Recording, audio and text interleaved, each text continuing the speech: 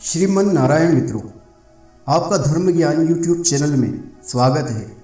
भगवान शिव को जिस प्रकार प्रदोष व्रत प्रिय है, वैसे ही भगवान विष्णु को एकादशी का व्रत अत्यंत प्रिय होता है।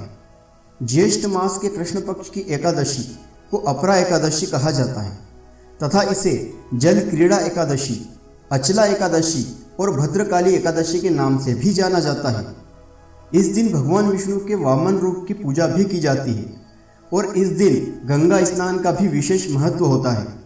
एकादशी तिथि की तैयारी दशमी तिथि से ही शुरू कर देना चाहिए, इसलिए दशमी तिथि को शाम को जल्दी ही भोजन कर लेना चाहिए और फिर भोजन के बाद अच्छे से दातुन कर लेना चाहिए, जिससे मुंह में अन्न का कोई दाना शेष न रहे।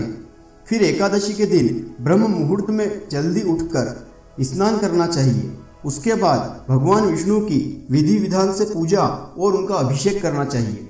भगवान विष्णु को पीला रंग अति प्रिय है, इसलिए यदि संभव हो तो उन्हें पीले रंग के वस्त्र, फूल और पीले रंग की मिठाई अवश्य ही चढ़ाना चाहिए। फिर हाथ में जल लेकर एकादशी व्रत का संकल्प अवश्य ही लेना चाहिए, क्योंकि बिना संकल्प के व्रत का संपूर्ण फल प्राप्त नहीं होता। और एकादशी के दिन घर में किसी को भी चावल नहीं खाना चाहिए। अपरा एकादशी की कथा इस प्रकार है। एक बार महाराज युधिष्ठिर ने भगवान श्री कृष्ण से पूछा कि हे केशव, ज्येष्ठ मास के कृष्ण पक्ष की एकादशी का क्या नाम है और इसका क्या महात्म्य है, आप सब विस्तार बताइए। तब भगवान श्री कृष्ण बोले कि ज्येष्ठ मास के कृष्ण पक्ष की एकादशी का नाम अपरा एकादशी है और यह एकादशी बहुत ही पुण्य को देने वाली है। हे युधिष्ठिर, अब इसकी कथा सुनो। प्राचीन काल में महिध्वज नाम के एक धर्मात्मा राजा थे। उनका छोटा भाई वज्रध्वज बड़ा ही पापी था और राजा से द्वेष रखता था।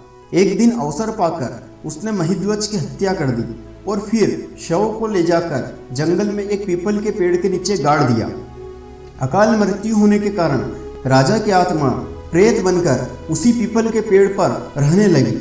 प्रेतात्मा होने के कारण वह उस मार्ग से गुजरने वाले लोगों को परेशान करने लगा।